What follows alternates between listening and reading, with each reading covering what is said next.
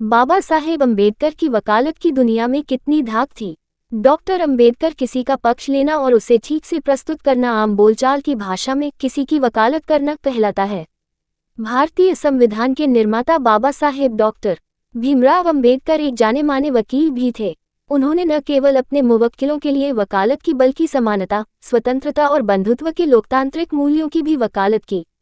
इसलिए उनकी गिनती आज भी दुनिया के सर्वश्रेष्ठ वकीलों में होती है।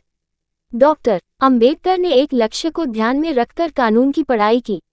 उन्होंने जीवन भर उसी लक्ष्य के साथ काम किया। उन्होंने वकालत का पेशा पेशेवर उत्कृष्टता या उन्नति के लिए नहीं बल्कि उस दौर में भारत के लगभग 6 करोड़ अछूतों और दबे कुचले दलितों को न्याय दिलाने के लिए चुना था। 14 अप्रैल की उनकी जन्मतिथि के मौके पर हम आपको बताते हैं कि वे वकील कैसे बने और उन्होंने अपने मुवक्किलों के लिए कौन से प्रमुख मामले में पैरवी की और उन मामलों का नतीजा क्या रहा। 1913 में बाबा साहेब बॉम्बे के अल्फिंस्टन कॉलेज से स्नातक करने के बाद उच्च शिक्षा के लिए अमेरिका के कोलंबिया विश्वविद्यालय चले गए थे। इसके लिए उन्हें बड़ौदा के सयाजीराव गायकवाड़ महाराज ने आर्थिक मदद मिली थी। यह आर्थिक मदद के बदले में उन्हें बड़ौदा के राजपरिवार के साथ एक अनुबंध करना पड़ा था कि अमेरिका में पढ़ाई पूरी करने के बाद उन्हें बड़ौदा सरकार के अधीन नौकरी करनी थी। साल 1913 में वे अमेरिका पहुंचे। अमेरिका में उनका परिचय दुनिया भर के विभिन्न विचारकों और उनकी विचारधाराओं से हुआ। उससे उनके सामने जीवन का लक्ष्य स्पष्ट हो गया था। अमेरिका में पढ़ाई के दौरान कई जगहों पर इस बात का जिक्र मिलता है कि वे 18-18 घंटे तक पढ़ाई किया करते थे। इस अवधि के दौरान उन्होंने अर्थशास्त्र, समाजशास्त्र, राजनीति विज्ञान, एथिक्स और मानव विज्ञान का अध्ययन किया। 1915 में भारत का प्राचीन व्यापार विषय पर थीसिस प्रस्तुत करने के बाद उन्होंने एमए की डिग्री हासिल की। 1916 में उन्होंने भारत का राष्ट्रीय लाभांश थीसिस प्रस्तुत की। डॉक्टर अम्बेडकर जितना पढ़ रहे थे उतना ही उनके पढ़ने और जानने की भूख बढ़ रही थी। उन्होंने बड़ौदा के महाराज सयाजीराव गायकवाड़ से आगे की पढ़ाई करने की अनुमति मांगी। उन्हें वह अनुमति मिल भी गई। इसके बाद वो अर्थशास्त्र और कानून की उच्च शिक्षा हासिल करने के लिए लंदन पहुंचे। उन्होंने अर्थशास्त्र में शिक्षा के लिए लंदन स्कूल ऑफ इकोनॉमिक्स में दाखिला लिया, जबकि कानून की पढ़ाई के लिए ग्रेस इन में नामांकन लिया। 1917 में बड़ौदा सरकार की छात्रवृत्ति समाप्त हो गई और अफसोस के साथ उन्हें अपनी पढ़ाई बीच में ही छोड़नी पड़ी। इस बीच उनके परिवार को आर्थिक मुश्किलों का सामना करना पड़ रहा था। इस स्थिति को देखते हुए ही अम्बेडकर ने भारत लौटने का फैसला लिया था। अनुबंध के मुताबिक उन्होंने बड़ौदा सरकार के लिए काम करना शुरू कर दिया। वहां उन्हें अन्य कर्मचारियों से अत्यधिक जातिगत भेदभाव सहना पड़ता था। यहां तक कि बड़ौदा में रहने के लिए जगह ढूंढने में भी उन्हें मुश्किलों का सामना करना पड़ा था। फिर उन्होंने बम्बई वापस लौटने का फैसला किया। बड़ौदा सरकार के साथ काम करने के अपने अनुभव के बारे में अम्बेडकर ने अपनी आत्मकथा में लिखा है, मेरे पिता ने मुझे पहले ही कह दिया था कि इस जगह काम मत करना। शायद उन्हें इस बात का अंदाजा था कि वहां मेरे साथ कैसा व्यवहार होगा। दलितों के उत्थान के लिए काम राजगृह में बाबा साहेब का अध्ययन कक्ष इमेज स्रोत शरद बदे इमेज कैप्शन राजगृह में बाबा साहेब का अध्ययन कक्ष वर्ष 1917 के अंत में अम्बेडकर बम्बई पहुंचे। वहां उन्होंने सिडेनहम कॉलेज में प्रोफेसर पद के लिए आवेदन किया। कहने की जरूरत नहीं है कि वे वहां जल्दी ही लोकप्रिय प्रोफेसर हो गए। वे हमेशा बड़ी तैयारी के साथ पढ़ाने के लिए जाते थे।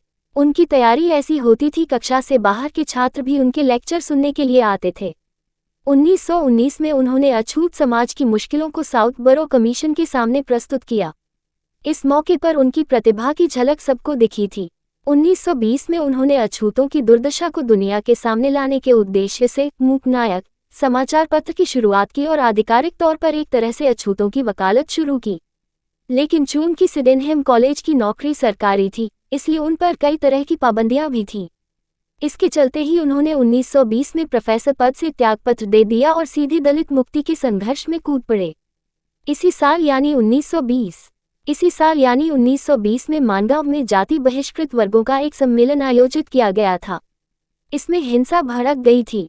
छत्रपति शाहूजी महाराज ने कहा था कि बाबा साहेब शोषितों और वंचितों के नेता होंगे और यह बाद में सच साबित हुआ। कानून की पढ़ाई के लिए जब दोबारा लंदन पहुंचे, लंदन में अम्बेडकर हाउस का बाहरी नज़ारा इमेज कैप्शन लंदन में अम्बेडकर हाउस का बाहरी नज़ारा डॉक्टर अम्बेडकर को अब तक यह एहसास हो गया था कि दलितों से जुड़े मुद्दे बेहद जटिल हैं, इसलिए उस पर काम करने के लिए व्यक्तिगत स्तर पर वकालत करनी होगी और विधायिका में भी उन मुद्दों को ठीक से उठाना होगा। यही सोचकर वे कानून की डिग्री हासिल करने दोबारा लंदन पहुंचे। सितंबर 1920 में लंदन पहुंचने से पहले ही वे भारत में दलित नेता के तौर पर पहचान बना चुके थे, यानी उन्हें अपनी चुनौती और भूमिका दोनों का एहसास था। इसलिए लंदन में रहने के दौरान उनका झुकाव कभी ड्रामा, ओपेरा, थिएटर जैसी चीज़ों के प्रति नहीं हुआ। वे अपना अधिकतम समय पुस्तकालय में बिताते थे। किफ़ायत से रहने के लिए लंदन में वे हमेशा पैदल चलते थे। खाने पर पैसे खर्च ना हों, ये सोचकर वे कई बार भूखे रह जाते थे, लेकिन पढ़ाई पर उनका पूरा ध्यान लगा रहता। लंदन में बाबा साहेब अम्बेडकर के रूममेट होते थे स्नाडिका। वे अम्बेडकर से कहते, अरे अम्बेडकर, रात बहुत हो गई है, कितनी देर तक पढ़ते रहोगे, कब तक जगे रहोगे, अब आराम करो, सो जाओ। लेफ्टिनेंट धनंजय कीर की लिखी डॉक्टर बाबा साहेब अम्बेडकर की जीवनी में इसका जिक्र मिलता है। अम्बेडकर अपने रूममेट को जवाब देते, अरे मेरे पास खाने के लिए पैसे और सोने के लिए समय नहीं है, मुझे अपना कोर्स जल्द से जल्द पूरा करना है, कोई दूसरा रास्ता नहीं है। इससे ये पता चलता है कि डॉक्टर अम्बेडकर अपने लक्ष्य के प्रति कितने प्रतिबद्ध थे। 1922 में कानून के सभी पाठ्यक्रम पूरे करने के बाद उन्हें ग्रेज इन में ही बार का सदस्य बनने के लिए आमंत्रित किया गया और अम्बेडकर बैरिस्टर बन गए। यहाँ ये बताना आवश्यक है कि बाबा साहेब ने एक ही समय में 2 पाठ्यक्रम पूरे किए थे। ग्रेज इन में कानून की पढ़ाई के दौरान ही उन्होंने London school of economics LSE में उच्च अर्थशास्त्र की डिग्री भी हासिल की। 1923 में लंदन स्कूल ऑफ इकोनॉमिक्स ने उनकी थीसिस को मान्यता दी और उन्हें डॉक्टर ऑफ साइंस की उपाधि से सम्मानित किया। एक ही वर्ष में वे डॉक्टर और बैरिस्टर बन गए थे। अम्बेडकर जहां पैदा हुए, क्या है वहां का हाल? Ground report. भारत में वकालत की शुरुआत दिल्ली में बाबा साहेब के आवास 26 अलीपुर रोड पर अब एक स्मारक बनाया गया है। इमेज स्रोत नामदेव काटकर। इमेज कैप्शन, दिल्ली में बाबा साहेब के आवास 26 अलीपुर रोड पर अब एक स्मारक बनाया गया है। हमारे देश में ऐसे कितने वकील हैं जिनके वकील बनने की सालगिरह मनाई जाती है। आपको ये जानकर अचरज हो सकता है कि बीते साल भारत के सर्वोच्च न्यायालय ने डॉक्टर अम्बेडकर के वकील बनने की 100वीं वर्षगांठ मनाई थी। ये डॉक्टर अम्बेडकर के काम के प्रति श्रद्धांजलि थी। हालांकि 100 साल पहले इस मुकाम तक पहुंचने के लिए उन्हें खासा संघर्ष करना पड़ा था। मुंबई के बार काउंसिल की सदस्यता लेने के लिए आवेदन करने तक के पैसे उनके पास नहीं थे।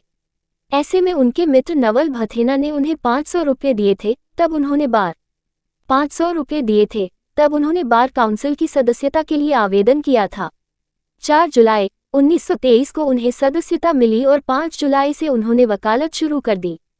वकालत की पढ़ाई पूरी करने के बाद ब्रिटिश सरकार ने डॉक्टर अम्बेडकर को 2500 रुपये महीने की पगार पर जिला न्यायाधीश की नौकरी का प्रस्ताव दिया था, जो बेहद आकर्षक था, लेकिन उन्होंने वकालत का पेशा ही चुना। इसके बारे में उन्होंने बहिष्कृत भारत के अपने लेख और अपने भाषणों में इसका जिक्र किया है। उनके मुताबिक वे दलितों के हितों के लिए काम करना चाहते थे। उन्होंने इस बारे में स्पष्टता से लिखा है, मैंने जिला न्यायाधीश सहित कोई सरकारी नौकरी स्वीकार नहीं की, क्योंकि स्वतंत्र रूप से वकालत करने में आज़ादी हासिल थी। यहाँ ये भी देखना होगा कि हैदराबाद के निज़ाम ने उन्हें राज्य के मुख्य न्यायाधीश के पद की पेशकश की थी, लेकिन उन्होंने उस प्रस्ताव को भी स्वीकार नहीं किया। उस दौर में वकालत का पेशा मुख्य तौर पर ऊंची और वर्चस्व रखने वाले जातियों पर आधारित है, क्योंकि उनके मामले मुख्य तौर पर उन्हीं से आते हैं। उन्हें इस बात का अंदाज़ा था, लेकिन फिर भी उन्होंने वकालत करने का जोखिम उठाया। डॉक्टर अम्बेडकर के वकालत के शुरुआती दिनों के बारे में धनंजय कीर लिखते हैं, उस दौर में आपकी त्वचा का रंग आपकी बुद्धि से ज्यादा चमकता था। छुआछूत का कलंक, समाज में दबी कुचली स्थिति, पेशे का नया होना और आसपास के असहयोगी माहौल ने उनकी वकालत को मुश्किल चुनौती में डाल दिया था, लेकिन उन्होंने हिम्मत नहीं हारी। इस मुश्किल परिस्थितियों में वे भी निचली और जिला अदालतों में काम करते रहे। डॉक्टर अम्बेडकर के मुवक्किलों की स्थिति बेहद खस्ताहाल हुआ करती थे। वे गरीब, खेतिहर या दिहाड़ी मजदूर हुआ करते थे। अम्बेडकर इन लोगों के मामले को गंभीरता से सुनते और उन्हें न्याय दिलाने की कोशिश करते थे। वे इन लोगों के साथ सामाजिक, आर्थिक या फिर धार्मिकता के आधार पर किसी तरह का भेदभाव नहीं करते थे। उन्होंने सेक्स वर्करों को भी कानूनी सहायता दिलाने के लिए अपने दरवाजे खोल रखे थे। वे किसी के साथ किसी भी तरह का पूर्वाग्रह का भाव नहीं रखते थे। अगर आप किसी वकील के बारे में सोचते हैं तो आपकी आंखों के सामने एक गंभीर चेहरे वाले व्यक्ति की छवि घूम जाती है, लेकिन बाबा साहेब एक अनुशासित और प्रखर विद्वान होते हुए भी अपने मुवक्किलों के साथ बहुत सहजता से व्यवहार करते थे। वे कई बार अपने मुवक्किलों के साथ अपना खाना तक साझा करते थे। धनंजय कीर ने डॉक्टर अंबेडकर की जीवनी में लिखा है, जैसे ही डॉक्टर अंबेडकर एक वकील के रूप में प्रसिद्ध हो गए, गरीब लोग कानूनी मदद की आस में उनके पास आने लगे। दलितों की पीड़ा और दुख देखकर उनका दिल व्यथित होता था। वे गरीबों का केस मुफ्त में लड़ते थे। उस समय डॉक्टर अंबेडकर का घर गरीबों के लिए आशा का केंद्र बन गया था। एक दिन उनकी पत्नी रमाबाई जब घर में नहीं थी तो 2 मुवक्किल आए। अंबेडकर ने न केवल उन्हें दिन का खाना खिलाया बल्कि रात में खुद अपने हाथों से बनाकर उन्हें खाना परोसा। वे खाना पकाने की कला में भी पारंगत थे। वकील के रूप में कितने प्रभावी थे Ambedkar. Doctor B.R. Ambedkar. Image स्रोत NAVAYANA पब्लिशिंग हाउस। समाज में दलित समुदाय की स्थिति कैसी है, इस बारे में ब्रिटिश सरकार के सामने पक्ष रखने के लिए 1928 में साइमन कमीशन के सामने गवाही देने के लिए डॉक्टर अंबेडकर को चुना गया था। जिस दिन उन्हें ये गवाही देनी थी, ठीक उसी दिन उन्हें एक महत्वपूर्ण मामले में थाने के जिला एवं सत्र न्यायाधीश के समक्ष अपने मुवक्किल का पक्ष रखना था। अगर डॉक्टर अंबेडकर उस मुकदमे में उपस्थित नहीं होते तो शायद उनके कुछ मुवक्किलों को फांसी की सजा मिलती।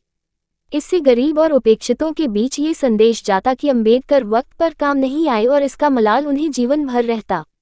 दूसरी ओर डॉक्टर अंबेडकर इस दुविधा में थे कि अगर साइमन आयोग के सामने गवाही देने के लिए नहीं गए तो देश के करोड़ों लोगों की पीड़ा को दुनिया के सामने रखने का मौका हाथ से निकल जाएगा।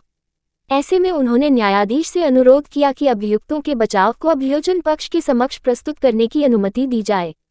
अमूमन होता यह है कि अभियोजन पक्ष का भाषण पहले होता है, लेकिन डॉक्टर अंबेडकर की स्थिति को ध्यान में रखते हुए उन्हें अपना पक्ष पहले रखने की अनुमति दी गई।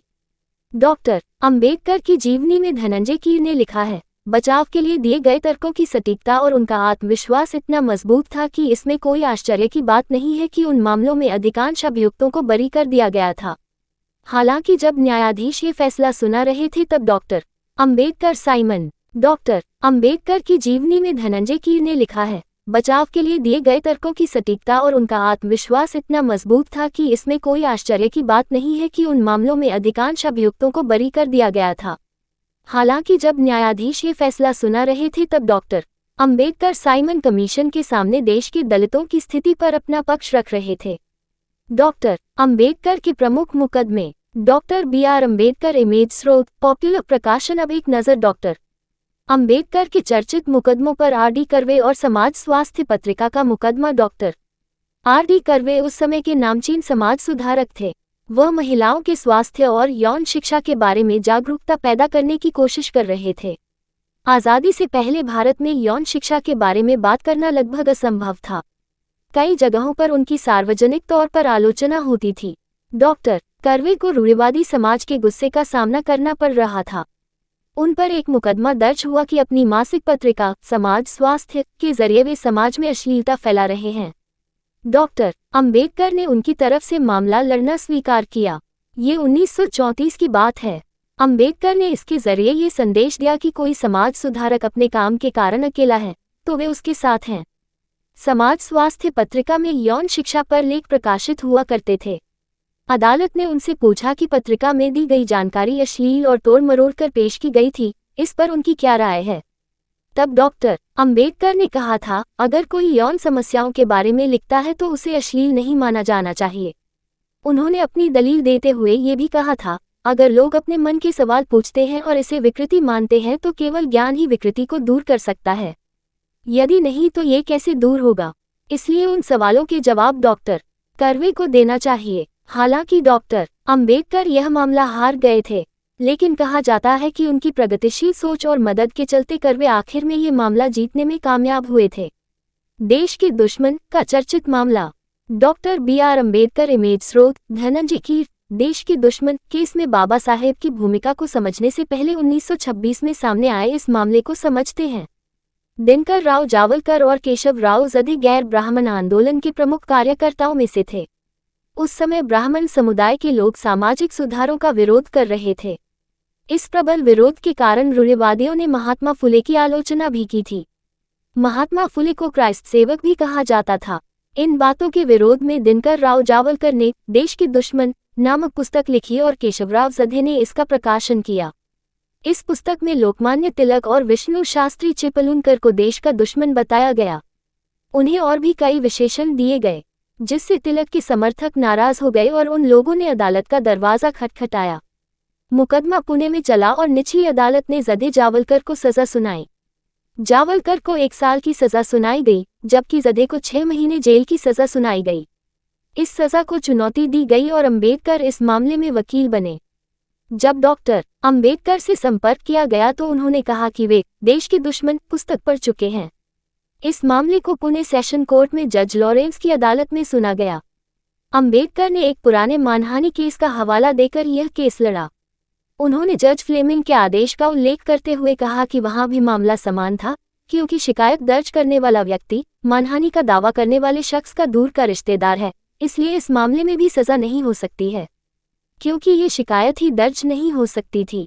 पहले के मामले का गहन अध्ययन करने के बाद डॉक्टर अंबेडकर ने अदालत के सामने अचूक दलीलें पेश की और दोनों की सजा माफी हो गई। अंबेडकर को जब रामनवमी के रथ में हाथ नहीं लगाने दिया गया। Doctor B R. अंबेडकर इमेज स्रोत NAVAYANA पब्लिशिंग हाउस। सदियों तक अछूतों को सार्वजनिक जल स्रोतों से पानी पीने का अधिकार नहीं था। वहां मवेशी पानी पी सकते थे, लेकिन अछूतों को पानी लेने की मनाही थी। इस अन्याय के विरुद्ध डॉक्टर अंबेडकर ने एक अभियान चलाया और इसके कारण ही महार सत्याग्रह हुआ। यह महार झील के पानी पर नियंत्रण की संदेशात्मक लड़ाई थी। महार सत्याग्रह में एक तरह से हिंदुओं और अछूतों के बीच सीधा संघर्ष था। हिंदुओं की ओर से कुछ असामाजिक तत्वों ने अछूत समुदाय के लोगों पर भी हमला किया ताकि वे लोग महार झील पर न आएं और पानी को न छुएं। हिंदुओं की तरफ से डॉक्टर अंबेडकर और उनके साथियों पर कई मुकदमे दर्ज किए गए। इस मामले में अंबेडकर को कई तरह की चुनौतियों का सामना करना पड़ा। पहले कहा कि यह झील पूरी तरह से हिंदुओं की है, यह कोई सार्वजनिक जमीन पर नहीं बना है। ये भी कहा गया कि इससे दूसरे समुदाय के लोग भी पानी लेते हैं, किसी को रोका नहीं गया है। तब डॉक्टर अंबेडकर ने अदालत को बताया कि यह झील महार नगर निगम की जमीन पर बनी हुई है। यहाँ से केवल सवर्ण हिंदुओं को पानी लेने की अनुमति है। जानवरों को काटने वाले खटीक मुस्लिमों को भी यहाँ से पानी नहीं लेने दिया जाता है। वकील के तौर पर अंबेडकर ने जानबूझकर खटीक मुस्लिमों का जिक्र किया था, क्योंकि हिंदू ये स्वीकार नहीं कर सकते थे कि खटीक को यहाँ से पानी मिलता है, नहीं तो सवर्णों के बीच झील की शुद्धता का मुद्दा उठता। तब इसकी सत्यता का पता चला कि यह झील 250 सालों से है और यहाँ से केवल सवर्ण हिंदुओं को ही पानी मिलता है। अंबेडकर ने अदालत में ये भी साबित किया कि झील नगर निगम की जमीन पर है, इसलिए इसे सभी के लिए खोला जाए। हाईकोर्ट ने अंबेडकर की दलील को स्वीकार करते हुए इसे सभी के लिए खोलने का निर्देश दिया। अदालत ने माना कि यह आंदोलन किसी एक झील या जल निकाय तक ही सीमित नहीं है, बल्कि सभी सार्वजनिक जल निकायों पर भी लागू होगा और किसी की जाति और सामाजिक स्थिति को देखकर उसे पानी लेने से मना नहीं किया जा सकता। इससे जाहिर तौर पर इस मामले की सामाजिक और कानूनी व्यापकता का पता चलता है। डॉक्टर अंबेडकर के अनुसार एक अच्छे वकील में क्या गुण होने चाहिए? डॉक्टर अंबेडकर ने 1923 से 1952 तक अपने लंबे करियर के दौरान कई मुकदमे लड़े, लेकिन अब बहुत कम मुकदमों के दस्तावेज उपलब्ध हैं। विजय गायकवाड़ ने उनके कानूनी मामलों और उसमें हुए निर्णयों को लेकर cases argued by doctor Ambedkar नामक पुस्तक संपादित की है। डॉक्टर अंबेडकर की वकालत को समझने के लिए इसे एक महत्वपूर्ण संदर्भ ग्रंथ माना जा सकता है। डॉक्टर अंबेडकर एक अच्छे वकील से क्या अपेक्षा रखते थे, इसका विवरण गायकवाड़ ने अपनी पुस्तक में दिया है। 1936 में अंबेडकर के लिखे गए एक लेख के मुताबिक उनके हिसाब से अच्छा वकील वह होता है जिसे कानून के मौलिक सिद्धांतों की समझ हो, सामान्य ज्ञान की आधारभूत जानकारी हो, किसी विषय को व्यवस्थित रूप में प्रस्तुत करने की कला आती हो, संवाद और तर्कों में सत्यता हो, स्पष्ट भाषा में अभिव्यक्त करने की क्षमता हो, पूछे गए प्रश्नों के उत्तर देने में हाजिर जवाबी हो। डॉक्टर अंबेडकर के मुताबिक एक अच्छे वकील में सोचने समझने और तर्क करने की क्षमता होनी चाहिए। वकालत के चलते ही डॉक्टर अंबेडकर को पूरे महाराष्ट्र का दौरा करने का मौका मिला था। उन्होंने लोगों के दुख को करीब से देखा था, इसलिए जब वे संविधान सभा की प्रारूप समिति के प्रमुख बने तो उनके अनुभव का लाभ पूरे देश को मिला। 1936 में डॉक्टर अंबेडकर ने तत्कालीन बम्बई के सरकारी लॉ कॉलेज में व्याख्यान दिया था। आज भी ये व्याख्यान हमारे देश के कानून को समझने के लिए महत्वपूर्ण माना जाता है। 1936 में बाबा साहेब ने ब्रिटिश संविधान पर यह व्याख्यान दिया और कुछ साल बाद उन्होंने इस देश का संविधान लिखा। ये महज एक संयोग नहीं है, बल्कि ये दलितों के अलावा संपूर्ण समाज के उद्धार के लिए डॉक्टर अंबेडकर की तपस्या का फल है। इसलिए उनकी वकालत न केवल अदालतों में बल्कि देश के कोने कोने और दुनिया भर में बेजुबानों की आवाज़ बन गई है। जब भी मानवता, समानता, भाईचारा और लोकतंत्र के मूल्यों की बात आती है तो डॉक्टर अंबेडकर का योगदान याद आता है। यहाँ मुहैया सूचना सिर्फ मान्यताओं और जानकारियों पर आधारित है। यहाँ ये बताना जरूरी है कि यह मेरा वीडियो किसी भी तरह की मान्यता, जानकारी की पुष्टि नहीं करता है। किसी भी जानकारी या मान्यता को अमल में लाने से पहले संबंधित विशेषज्ञ से सलाह लें। धन्यवाद।